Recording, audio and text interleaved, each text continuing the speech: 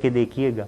Michael Angelo का मुजस्समा जो उन्होंने मोजेस का मुजस्समा बनाया, तो उस मुजस्समे पे देखिएगा कि उसके घुटने पर एक निशान है, एक चिप है जो निकली हुई है। वो उसका वाकया ये है कि माइकल एंजेलो जब मुजस्समा साजी करता था, उसने जब ये बहुत शानदार मुजस्समा बनाया जो अब तक म्यूज़ियम में मौजूद है,